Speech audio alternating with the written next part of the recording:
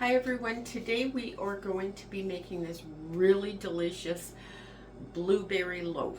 And we're going to put a glaze on it, but you don't have to. And check this out. See, look at how gorgeous it is. Isn't it amazing? And I'm gonna cut into it, give you a little look, see how it looks inside.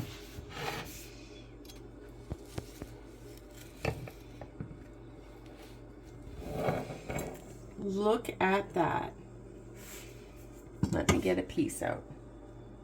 Look how moist and delicious it is. And it's so easy to make. So let me show you how to do it. So the first thing you're going to do is take 2 cups of blueberries. Check the blueberries, give them a once over, make sure they don't have stems in. Nobody wants to eat a stem. And you're going to put in a tablespoon of flour, and you're just going to coat these blueberries. They're just going to help them stay up in the cake rather than sink to the bottom. I'm going to set it aside. Next, you're going to take 3 eggs, room temperature, a half a cup of vegetable oil,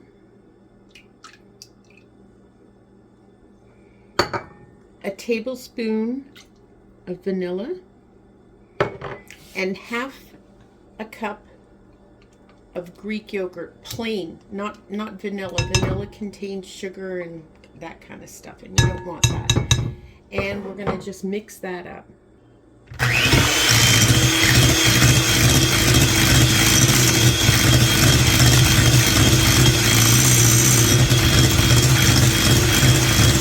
Once combined, you're going to add 1.5 cups flour, 1 cup of sugar, and 2 teaspoons baking powder, and you're going to combine that. Your batter should now look like this. And all we're going to do is we're going to take these blueberries and we're just going to gently fold them in. We don't want to use the mixer. We don't want to bust up these blueberries because we kind of want to keep it like a white cake. And if we bust them up, it's going to turn color. So we are just going to get our pan ready. So you're going to grease and flour a loaf pan or put some parchment paper in. I choose parchment paper just because I'm in a hurry and I want this to be quick. So I'm just going to get this in the pan.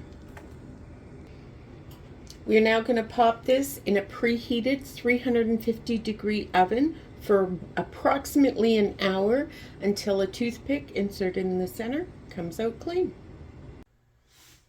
Mine was actually in for about an hour and 18 minutes. I have problems with my oven, so you know the temperature, the times can really vary. If your cake is a nice golden brown but it's not yet done, just tent it. Once it's out of the oven, leave it for about 10 minutes and then just lift it out. And there you go, let it cool on the counter. Now that the cake is still cooling, it's warm, you're going to take a liquid. You have your choice. You can use whipping cream, you could use water, or you could use lemon juice, depending upon the flavor profile you want. The difference between whipping cream and milk is one's a lot creamier. And since I have some on hand, you're just going to use a little bit, not a lot. This isn't measured, folks. And then I just add a whole bunch of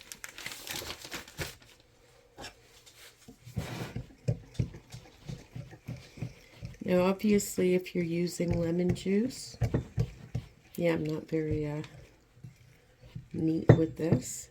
And as you can see, it's really thick, obviously too thick. And we're just going to add a little more until it gets to the consistency we want. If you're using lemon juice, you don't need to do anything else. But if you're using water or milk or cream, you can use milk as well. You're just going to put a dash of vanilla in and give that a quick stir. So while the cake is still warm, And it's been out of the oven about, I don't know, 5 minutes or so, Jessie. Maybe about that. You can then drizzle it on. If you like a lot, you can just coat the entire top rather than drizzling it, which is what I'm probably going to do. I've completely covered mine, and I'm just letting it drain and get the sides nicely. And what I'm just going to do is leave this for about half an hour like this to let it drain a lot, and then lift it off this and put it right on this rack here to finish cooling and let the glaze set. The reason why I like doing it when it's warm is it kind of melds kind of into the cake, and becomes almost like a, I don't know, part of it, like a glaze. You can choose to let it cool and then put the glaze on. And the glaze will then, if the cake is completely cold, the glaze will kind of sit on the cake, and there's just a difference in look. Slightly difference in taste, I think, too, because more of the glaze sits on it, where this kind of, some of it just kind of melts into it, which is what I prefer. So this is done. The glaze is set. You know, you can wrap it up and freeze it if you like. It keeps really well in the freezer.